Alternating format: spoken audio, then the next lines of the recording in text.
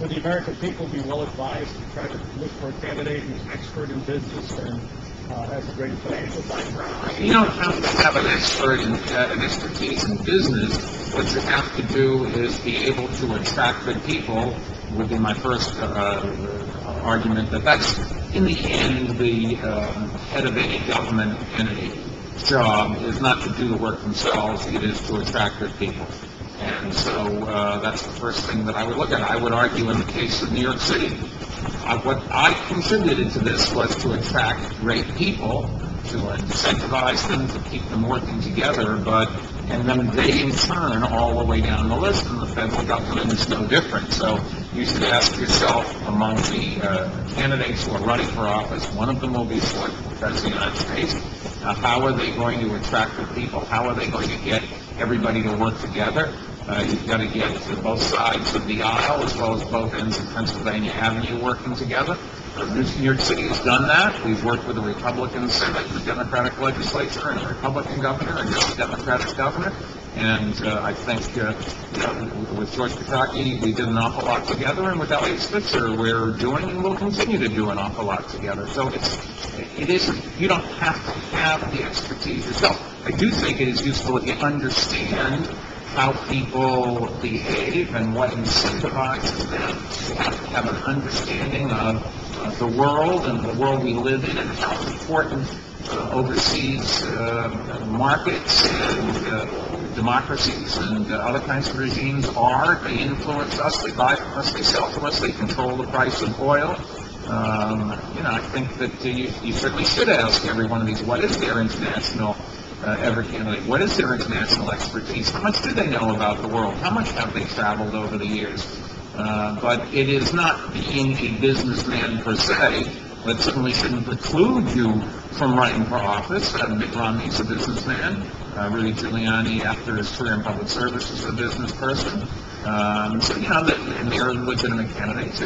It's in the end, being able to pick good people and letting those people run their agencies, not micromanaging, not second-guessing, not insisting that they do everything the way you would do. You don't run a 24/7 enormous organization by making all the decisions or second-guessing your people. That's just not the way it works. I think my company is a good example. I think New York City is a good example. My strategy has always been to empower the deputy mayors and through them the commissioners with an awful lot of freedom to do what they would like to do, and a lot of times I don't agree with it. But that doesn't mean that they're wrong, and you won't get great people unless you do that.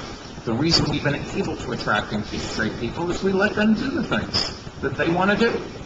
And if they don't do it, and I violently disagree, you tell them no, and if they keep doing things you don't like, then you replace them. But fundamentally, if you don't allow your staff to have an awful lot of say, that the organization doesn't work. That's true whether it's a business, it's true whether it's a government. Yes, miss. I am in the process of doing that. The mayor of Green Bay, Wisconsin is Tim Smith. We are in the process of doing that. Have we completed the delicate negotiations yet, Mr. Press Secretary? We are negotiating, trying to get the best deal we can.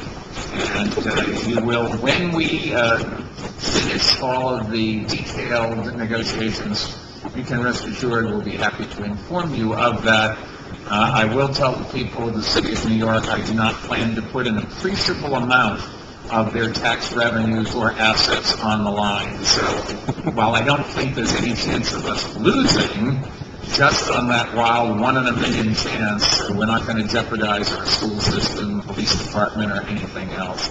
We'll take any other questions? Yes, in the back, miss.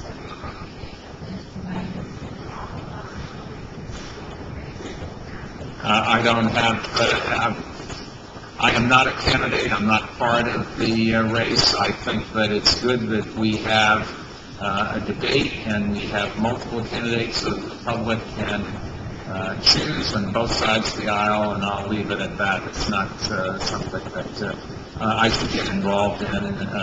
It is interesting to watch, I suppose, but it's part of what people outside the United States shake their heads, don't understand our electoral process. I tried to explain the Iowa caucuses to a number of people who live outside the United States, and I will say I did it relatively unsuccessfully. They kept shaking their heads. Nevertheless, it's part of America. Thank you very much. We're going outside for a photo op now.